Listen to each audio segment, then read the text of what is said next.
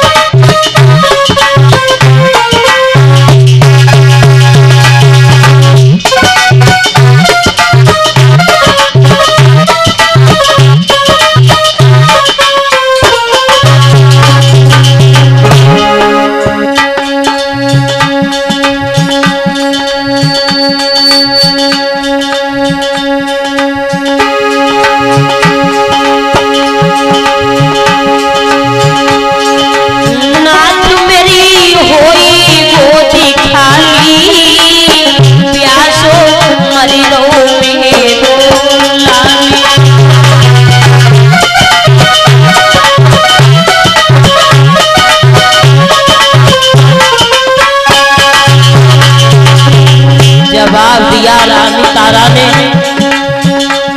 आरे पिया पहुंचाया मीठे खाए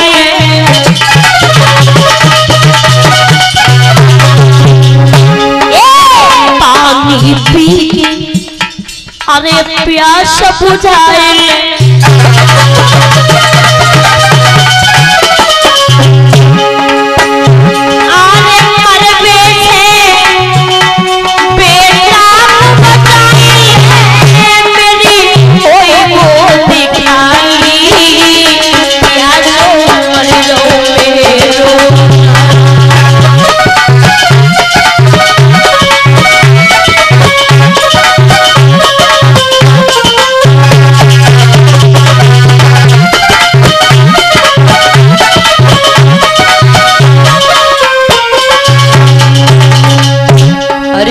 जवाब दिया भद्रे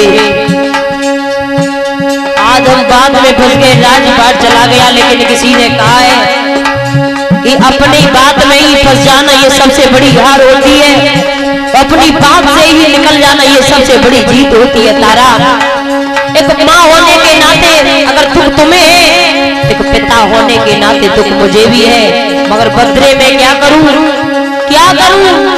आगे बढ़कर के हरिश्चंद्र ने जवाब दिया तारा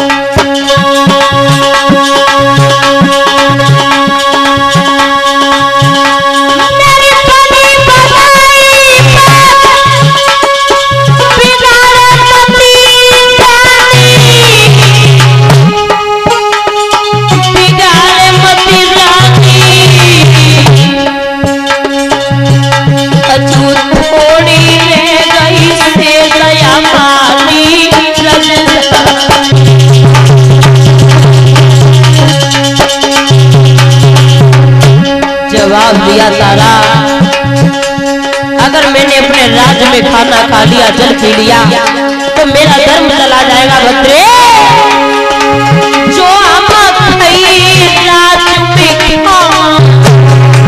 सर पे पाप चढ़े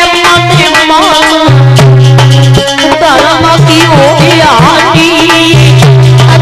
थोड़ी गई से दया मारी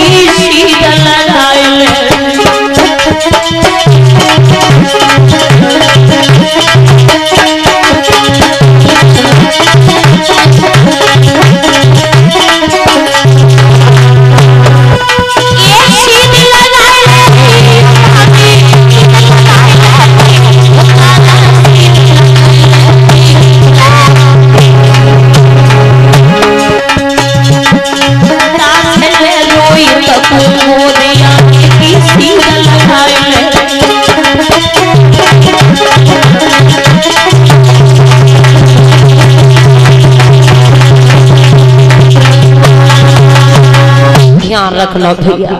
हरिश्चंद्र ने जवाब दिया है तारा, अगर बेटे को राज्य अपना भी है और इसे जल पिला दिया तो धर्म चला जाएगा, इसलिए मेरी बात मानो, इसे गोदी में उठा लो।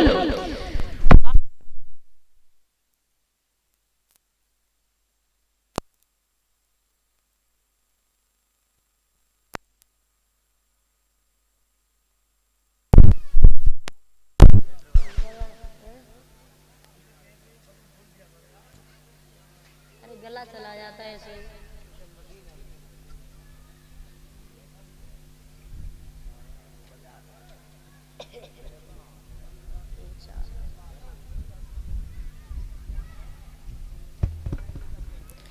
बोले भगवान की। आज महाराज हरिश्चंद्र ने समझाया है रानी तारा को। आगे बढ़कर के जैसे ही लाला पर थोड़ी हवा की है तो रोहतास को होश आ गया।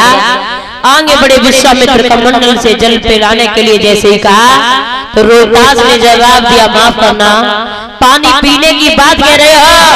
जब तक हमारे पिता का राज रहेगा मैं पानी की तरफ देखूंगा भी नहीं। कि रो करके बेटा बोली उठो, आप तो विप्रवर ज्ञानी हो, और पानी की हमें जरूरत क्या, हम खुद ही पानी पानी है। जवाब दिया है रोहतास ने, देखिए बच्चे की समझदारी। जवाब दिया, जब तक हमारे पिता का राज रहेगा, शासन रहेगा, पानी पीने की बड़ी बात है, मैं पानी की तरफ देखूंगा भी नहीं। चल दिया है बेटा रोहतास। कुछ दूर निकल पाए थे, रानी तारा ने जवाब दिया, महाराज अब हमसे चला नहीं जाता है, अरे थोड़ा विश्राम कर लो, छाया में बैठ जाओ, क्योंकि महाराज थोड़ी शरीर को तसल्ली मिल जाएगी, उसके बाद चलेंगे। हरिश्चंद्र ने जवाब दिया, बद्रे ऐसा प्रतीत होता है कि मुसीबत को देख करके तुम भी पीछे हट रही हो। तारा ने जवाब दिया, महाराज बात वो नहीं है, महाराज कहने का उद्देश्य सिर्फ ये है कि हमने कभी घर से निकल के खेतों को कभी मैंने देखा भी नहीं। आज ये जंगल झाड़ियों में चलना पड़ रहा है, ये मुसीबतों का सामना करना पड़ रहा है, मैं बड़ी थक चुकी हूँ, अब हमारे चलने की बस की बात नहीं है, मैं कैसे चलूं? हरिश्चंद्र ने जवाब दिया, तारा थोड़ी देर की और बात है, आप तसल्ली रखो, काशी नगरिया नजदीक आने वाली है। आगे बढ़कर के महाराज हरिश्चंद्र ने बेटा रोहतास को गोद लिया। कुछ समय बाद आज ये काशी नगरिया में प्रस्थान कर जाती है, और काशी नगरिया में जैसे ही प्रस्थान किया है, चलिए विश्वामित्र आवाज लगाने लगे, अरे काशी के लोगों, किसी को पुरुष की जरूरत हो, स्त्री की जरूरत हो, और बच्चे की जरूरत हो तो आकर के खरीद सकता है। सुबह से शाम हो गई, कोई मां खरीदने वाला नहीं आया। हरिश्चंद्र खड़े हैं, मन में विचार कर रहे, अगर आज मुझे कोई खरीदने वाला नहीं आया तो विप्र जी का ऋण हम कैसे चुका सकते हैं, हमारा तो अब जीना हराम होगा। तब तक क्या देखा है कि एक कालू मेतर ने आकर के महाराज हरिश्चंद्र का मोल कर लिया और जवाब दिया है, इस पुरुष का मोल क्या है? जवाब दिया 20 वर्ष सोना। हरिश्चंद्र ने जैसे ही देखा, जवाब दिया, कालू मेत्र के सामने हाथ जोड़ लिए, जवाब दिया, भैया हमारे ऊपर मुसीबत है, आपत्ति है, आज तुम ही मेरी मुसीबत के साथी हो, आज आप हमें खरीद लो, आप जो कहोगे मैं वही काम करेंगे, लेकिन भैया इन ब्राह्मण जी के ऋण से मुझे उधर कर दो। आज देखिए समय महाराज हरिश्चंद्र एक मेत्र के सामने खड़े होकर के आज रोकन के बोले कि राजा ने कई मरघटिया से अमोए घटिया काम दे दीजो, काउतरे से ब्राह्मण के दिल से ही उधर कर दीजो।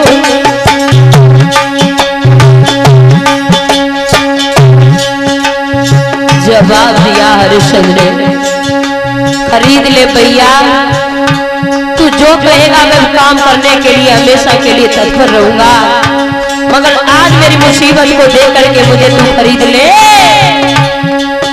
अरे घटिया काम दे दीजिए, यो फिर ना घटिया काम दे दीजिए, उधरे से ब्राह्मण के दिल से ही उधर कर दीजिए।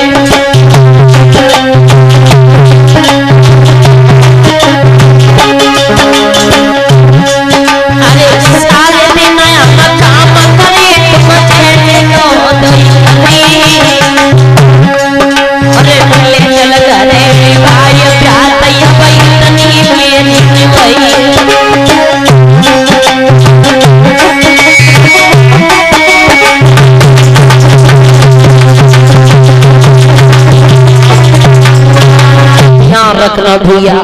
आज कालू मैत्र के सामने हरिश्चंद्र खड़े हो जाते हैं, जवाब दिया है भैया मुझे खरीद ले, जो काम देगा वो मैं करने के लिए हमेशा हमेशा के लिए तैयार रहूंगा। हरिश्चंद्र को कालू मैत्र ने खरीद लिया। इधर आगे बढ़कर के एक ब्राह्मण जी ने रानी तारा बेटा रोहतास को खरीद लिया। इधर रानी तारा एक ब्राह्मण के यहाँ जैसे ही चलने के लिए उद्यत हुई, हरिश्चंद्र कालू मैत्र के यहाँ जाने के लिए जैसे ही तैयार हुए, तो तारा रोहतास को जैसे ही जाता हुआ देख करके हरिश्चंद्र रोने लगे। जवाब दिया भद्रे, इंसान के ऊपर कितनी भी आपत्ति आ जाए, मुसीबत आ जाए, लेकिन अपनी धर्म की पत्नी को कोई नहीं बेचता है। भद्रे, आज मैं कितना बड़ा पापी हूँ, कितना बड़ा नीच हूँ, कितना बड़ा कामी हूँ। आज मैं अपने जीते जीते अपनी ऐसी पतिव्रता स्त्री को अपने स्वयं हाथों से बेच रहा हूँ। तारा ने जवाब दिया, महाराज आप चिंता ना करो, ये पत्नी तुम्हारी है, ये शरीर आपका है, अधिकार आपका है, चाहे टुकड़े टुकड़े में विभाजित क्यों न कर दो, लेकिन ये बात अब की कई सो कई ये दोबारा से जुबान पर मत लाना। और रोकन के तारा बोली है समझाती हुई महाराज हरिश्चंद्र से,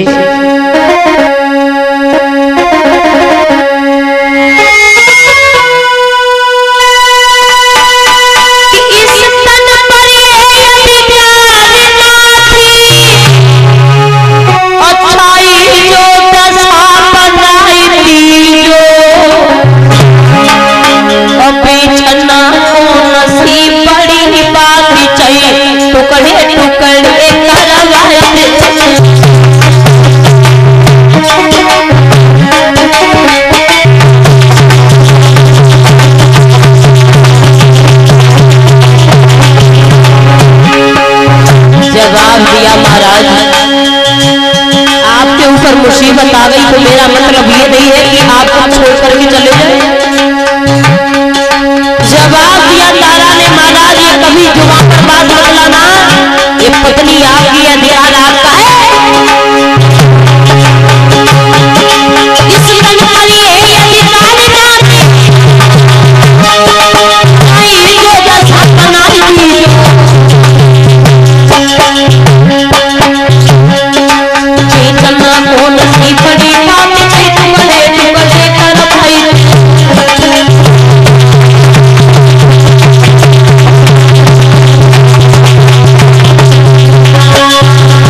जवाब दिया है महाराज बेचने की बड़ी बात है, आप ये शरीर आपका है, चाहे टुकड़े टुकड़े में विभाजित क्यों ना कर दो, लेकिन कभी ये मत कहना कि मैंने ये क्या कर दिया। आप जाओ जहां रहो वहां सुखी रहना, मेरी याद कभी मत करना। आज महाराज हरिश्चंद्र कालू मैत्र के यहाँ चले जाते। कालू मैत्र ने देखा तो जवाब दिया, हरिश्चंद्र आज से तुम्हारा नाम हरिश्चंद्र नहीं, आज से तुम्हारा नाम है हरिया, और लो ये घड़ा तुमको नित्य जल भर के लाना पड़ेगा। महाराज हरिश्चंद्र के लिए एक दुकान नियुक्त कर दी। जवाब दिया, जब भी भूख लगे तो यहाँ से भोजन लेना। जवाब दिया ठीक है। प्रथम दिन भोजन खाने के लिए गए, छलिया विश्वामित्र को चैन नहीं, बिल्ली का रूप धारण करके आ गए। हरिश्चंद्र ने सारा भोजन उस बिल्ली को खिला दिया। एक दिन नहीं, दो दिन नहीं, बल्कि 36 दिन व्यतीत हो गए। हरिश्चंद्र ने अन्न जल ग्रहण नहीं किया, शरीर सूख के जर्जर हो गया।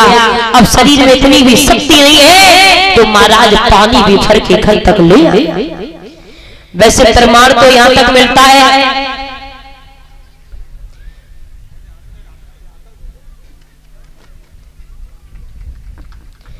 कुछ लोग ये कहा करते हैं कि हरिश्चंद्र ने गंगा जी से जल भरा था। हरिश्चंद्र ने गंगा जी से जल भरा था। वैसे महाराज ये गलत है।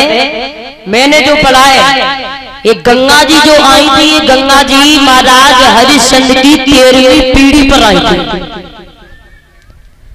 और तब गंगा जी नहीं थी। महाराज हरिश्चंद्र से जोड़ो, हरिश्चंद्र के पुत्र हुए महाराज रोहतास, और रोहतास के पुत्र हुए हरिद, हरिद के हुए दरद, दरद के हुए महाराज चंप, चंप के हुए सुदेश, सुदेश के हुए व्रत, व्रत के हुए व्रग, व्रग के हुए महाराज असगर, असगर के हुए महाराज असमंजस, असमंजस के हुए महाराज असमान, असमान के हुए दलीप और दलीप के हुए भागीरथी। और भागीरथी ही गंगा को लेकर के आए थे। हरिश्चंद्र की 13वीं पीढ़ी पर गंगा जी आई थी। प्रमाण तो मुझे यहाँ तक मिलता था कि हरिश्चंद्र जो जल भरने के लिए गए थे, ये काशी के किनारे एक छोटी सी नदी थी जिसका नाम था बारुड़ी। बारुड़ी नदी से इन्होंने जल भरा था। अगर किसी को महाराज शंका हो, संकोच हो, तो वो मुझे से पूछ सकता है। याद रखना भैया, जल भरने के लिए गए हैं जब बारुड़ी नदी से, तो जल जो भर लिया, लेकिन शरीर में इतनी शक्ति नहीं है, सामर्थ्य नहीं है, अब वो घड़ा उठवाए कौन? तब तक याद देखा दूर से रानी तारा आ रही। रानी तारा को जैसे ही देखा है तो आवाज लगाने लगे, जवाब दिया रानी तारा, अरे तुम हमारी पत्नी हो, हमने जल तो भर लिया बद्रे, अभी उठवाए कौन? हमारे अंदर शरीर में इतनी शक्ति नहीं है, आप थोड़ा सा सारा लगा दो, ये मेरा घड़ा उठ जाएगा। और रो करके आज महाराज हरिश्चंद्र बोले कि तारा उठ पाई थे रनिया, कि तारा उठ पाई थे अगर रिया जल की मछली।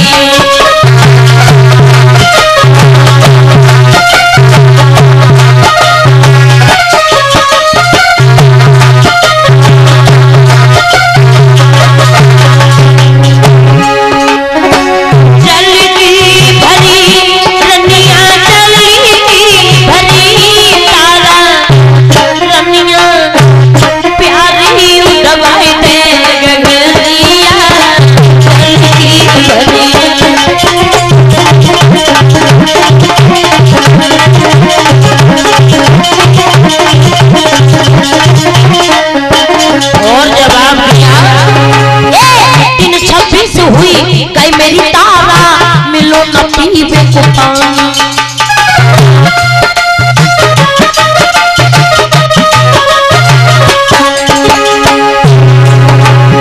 दिन 26 हुई कई मेरी प्यारी मिलो न पीवे को पानी।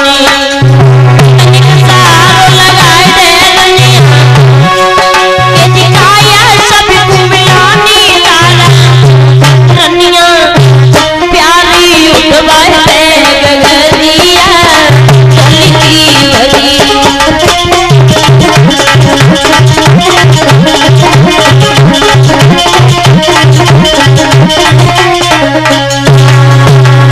महाराज हरिश्चंद्र ने जैसे ही रानी तारा से विनती की है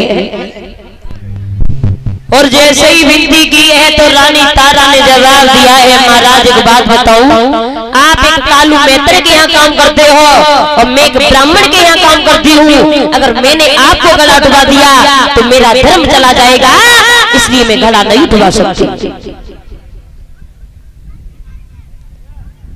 हरिश्चंद्र ने जवाब दिया, भद्रे आखिर तू पत्नी तो मेरी है तारा, आज तू हमसे इस तरीके से बोल रही, तुझे जरा भी शर्म भी नहीं आई?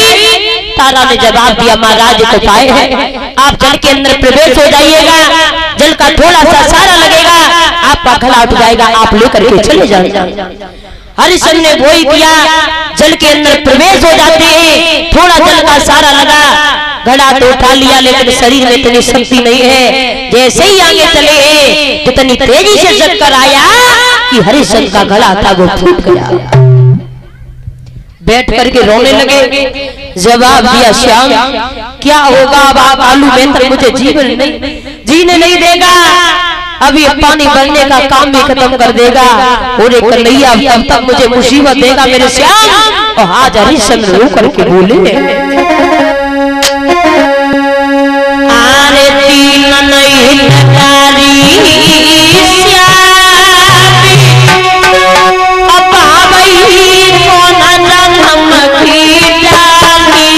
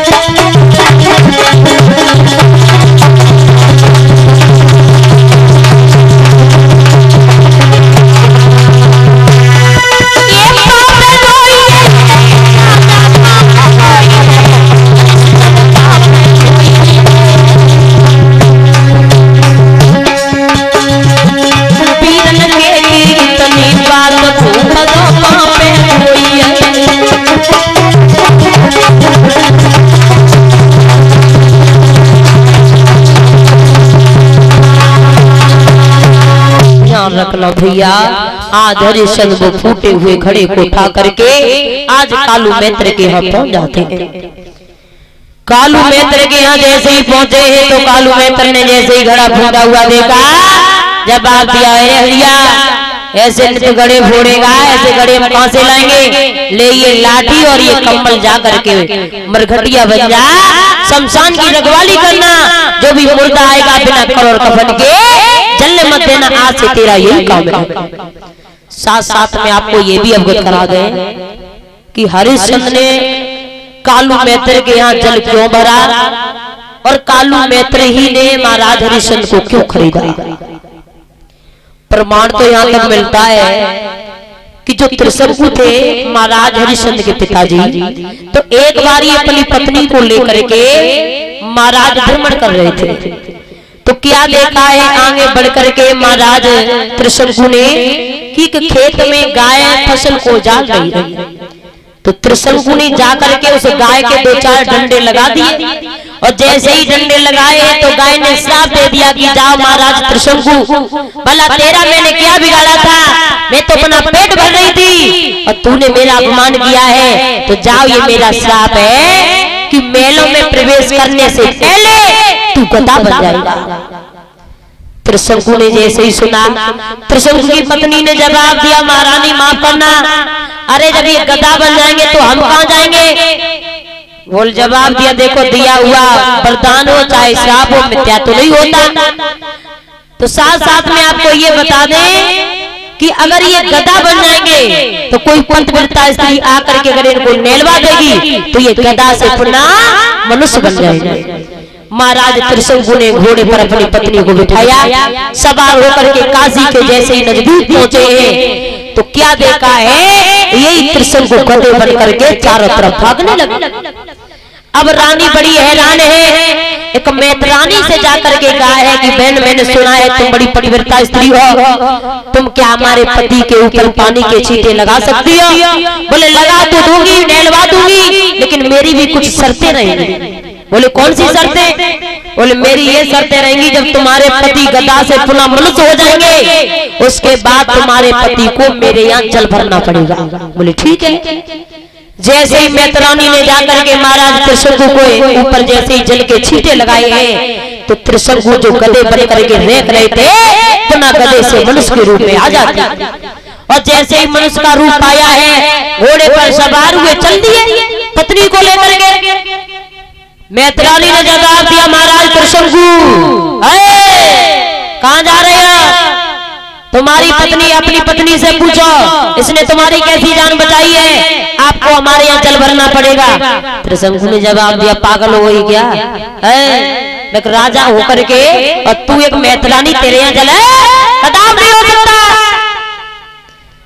मैत्रानी ने जवाब दिया, महाराज त्रिशंकु कोई बात नहीं, तुम मनुष्य बन गए इसका मतलब तुम हमारा सम्मान करना ही भूल गए, जाओ ये मेरा श्राप है, तुम क्या तुम्हारी औलाद आकर के हमारे यहाँ जल भरेगी, अब भाई आ जाइए। इसीलिए महाराज हरिश्चंद्र को कालू मित्र ने खरीदा, और कालू मित्र ने अरे भैया और भी काम दे सकता था, और भी तो काम दे सकता था, उसने प्रथम महाराज हरिश्चंद्र को पानी भरने का ही काम दिया। तो ये गाय का श्राप लगा हुआ।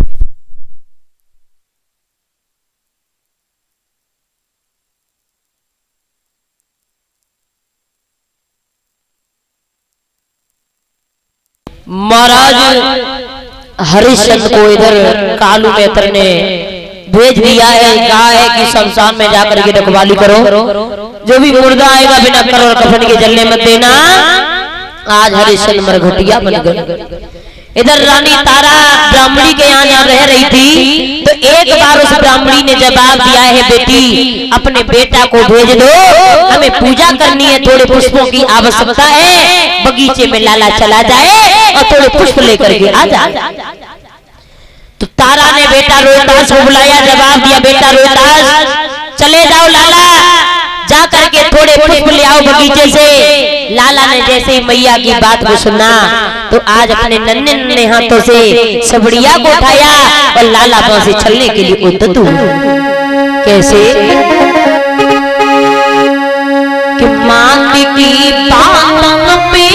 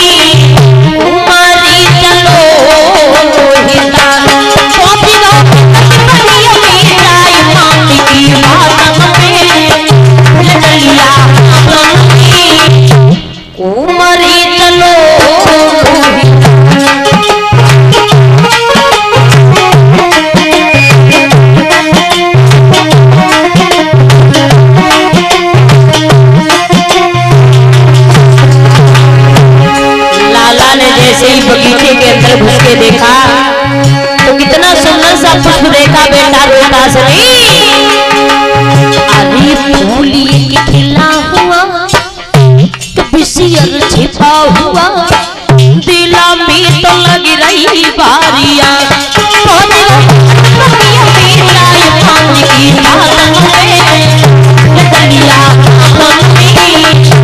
उमरे चलो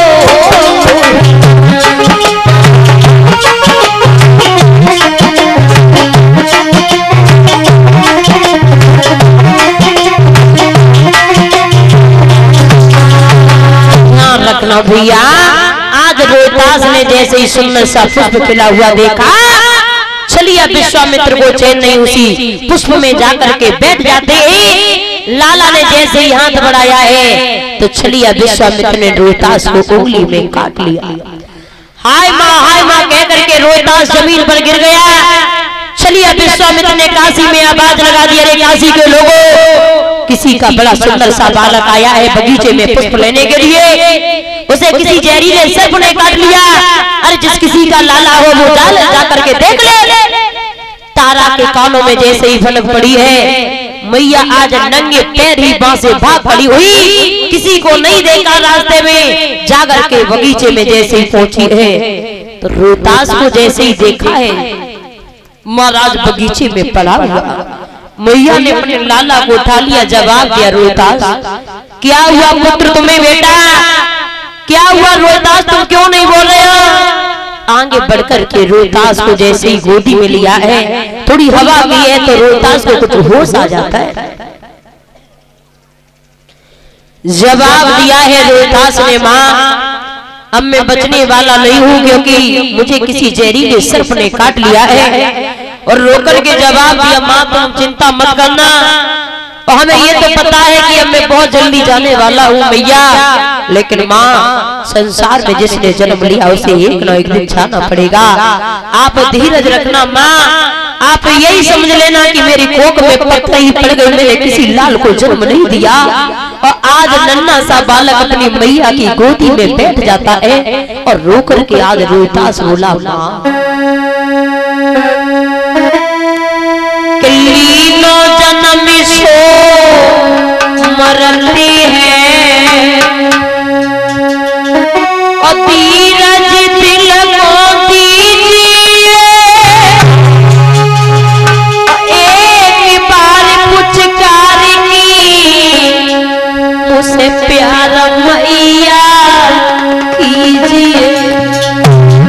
जवाब दिया, माँ लाला तेरा बचने वाला नहीं है, आखिरी प्यार कर ले लाला से माँ, मुझे गोदी में उठा ले माँ। आज तारा ने रोहितास को गोदी में ले लिया और मैया ने गोदी में लेकर के जैसे रोहितास ने आंसू देखे, आगे बढ़कर के रोहितास ने मैया के आंखों के आंसुओं को पोंछ दिया। जवाब दिया, माँ रो नहीं, मुझे पता है कि अब मुझे जाना पड़ेगा, लेकिन माँ अब रोने से काम चलने वाला नहीं है। वो आगे बढ़ करके रोहितास ने जवाब दिया, माँ आज तो पशु की जो कछु पैरी, सो मैया को से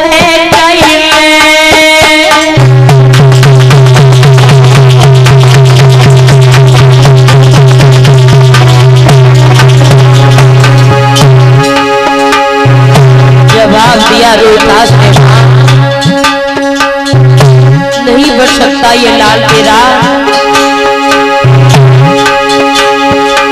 आज तुम सुख की जो पैरी सो मैया को से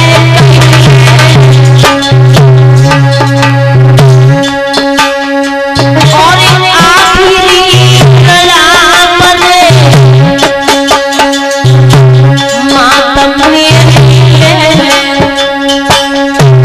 जवाब दिया, हाँ इस लाला से आखिरी दुलार कर ले मैया, अब बात कहने में नहीं बोल रही है माँ, मेरी लाज श्वासें कह रही है। और रोकर के रोहितास ने जवाब दिया, मैया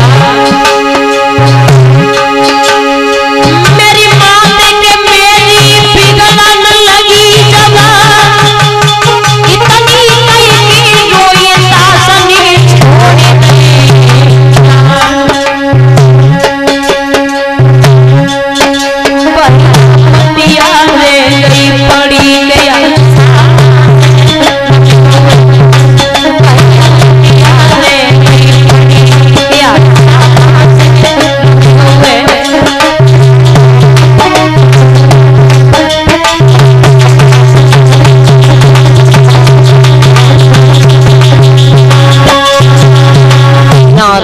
भैया अपनी मैया की गोदी में ही रोहतास ने प्राणों को छोड़ दिया। मैया ने जैसे ही लाला को देखा है, आज लाला को गोदी में उठा लिया, जवाब दिया, रोहतास कहाँ चले गए बेटा, कहाँ चले गए लाला? इस मैया को बीच मझधार में छोड़ करके तुम इस माँ को छोड़ के गए तो गए कहाँ? याद रखना भैया, जिस माँ का इकलौता पुत्र उस संसार से जुदा होकर के चला जाए तो क्या गुजरती उस माँ के दिल पर। उस माँ के दिल से पूछा, वो माँ जीवित तो रहती है लेकिन एक मुर्दे के समान। भगवान ना करे जो किसी को ऐसा दुख दे, पुत्र शोक किसी पे ना पड़े, ये बड़ा दर्द है। कहते हैं कि पहले तो भगवान संतान दे नहीं, अगर संतान दे देता है तो माँ बाप के जीते जीते कभी संतान को ले नहीं, क्योंकि बुढ़ापा बिगड़ जाता है माँ बाप का। आज रानी तारा ने जवाब दिया, रोहतास कहाँ चले गए? एक बार बोल सुना दो इस माँ को, कौन देर बनाने वाला है मैया को? और रोकर के तारा बोली, बेटा आरे गोदी में लयो उठाई, माथी की छूटी बवकानी,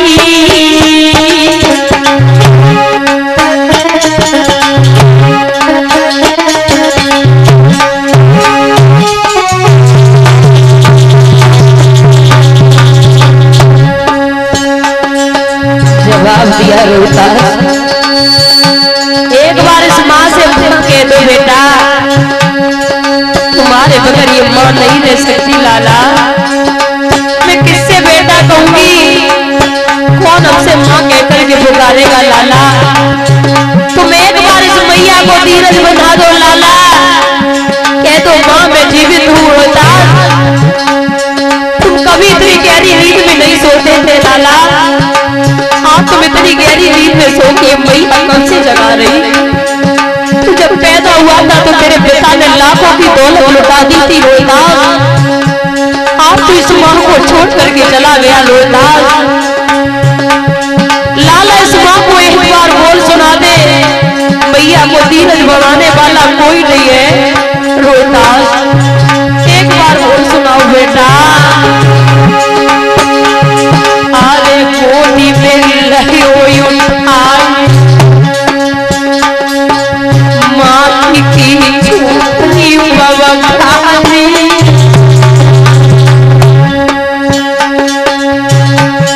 मेरे प्राणन प्यारे लाल मुसीबत ऐसी रानी, बेटा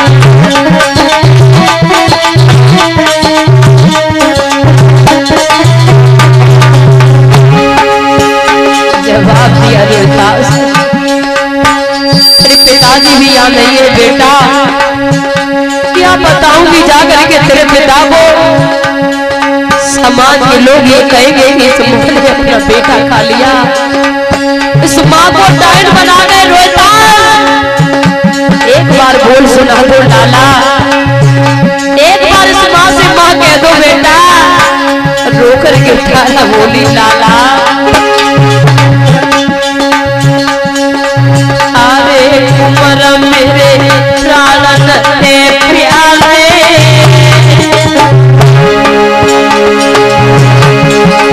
आरे लला मेरे प्राणन ते प्यारे, कहीं छोड़ गए मझधार ललायब, काके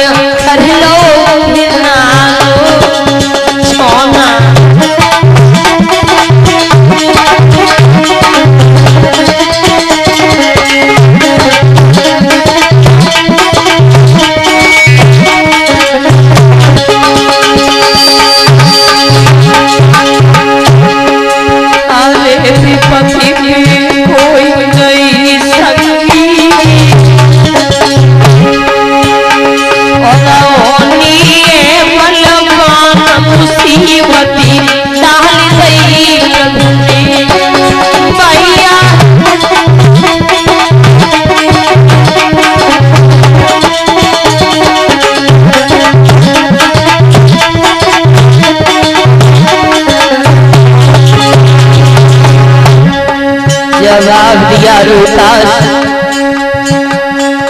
क्या बताऊंगी जाकर के अपने स्वामी को, तुम मुझे बीच मंझार में छोड़ करके चले गए। समय समय पर इस माँ को अपने बेटा की कितनी याद आएगी जब तुम सब लायक होने के लिए जा रहे थे रोहतास, आज तुम मुझे तड़पता हुआ इस तरीके से छोड़ गए। एक बार बोल सुना दो रोहतास, इस मैया को देर बना दो। आने पिया की सत्य दीवानो है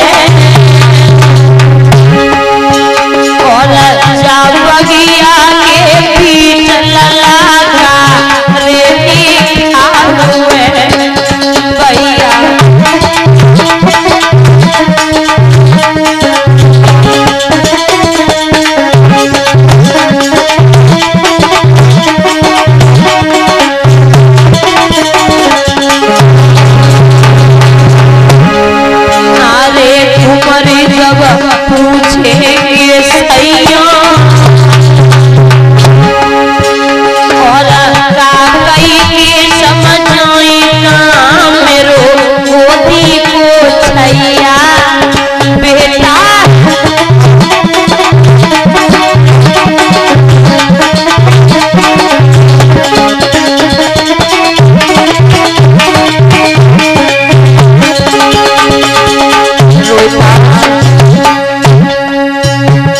संसार में मेरा जी करके क्या होगा लाला, अब भगवान मेरी सुन ले, मुझे भी उठा ले।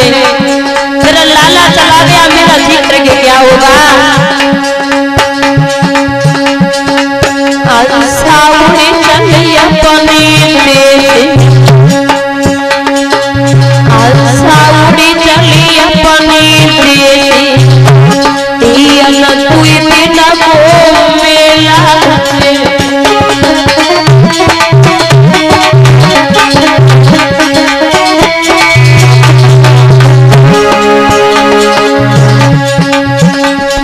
जवाब दिया रोहतास, अपने साथ इस माँ को भी लगा ले लाला,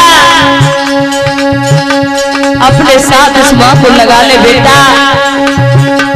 मेरे जीते जीते तुम चले गए लाला, मेरी तो मुट्ठी राखी बनाए जाते ओ निरतई लाडले मेरी।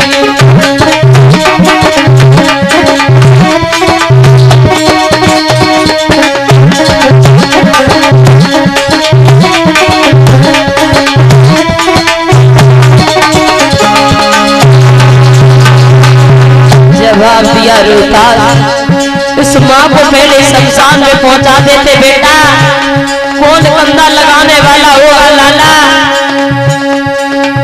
कौन मुझे जलाने वाला होगा बेटा। इस माँ को पहले शमशान में पहुंचा देते, उसके बाद तुम चले जाते रोहतास। कहाँ चले गए बेटा, मेरी तो मुट्ठी राखी बनाए जाते कन्हैया मेरी।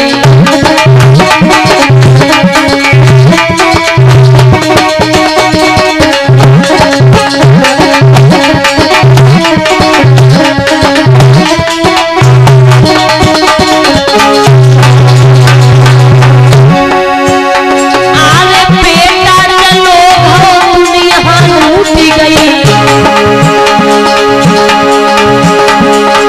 मैया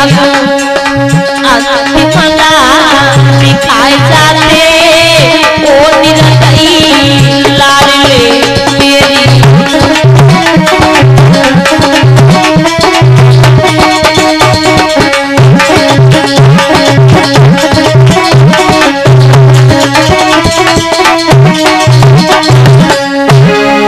जवाब दिया रोहतास,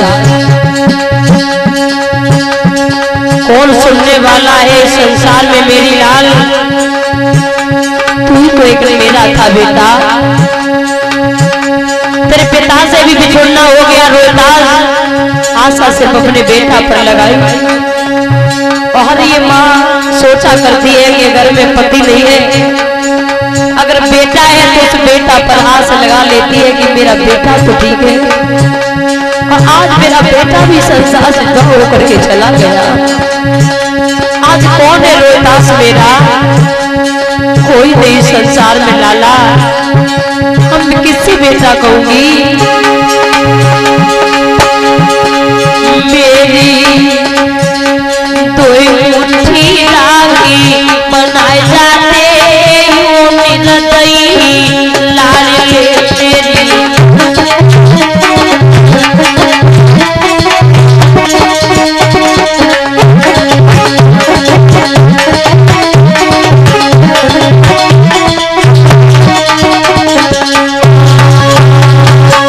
ध्यान रखना भैया,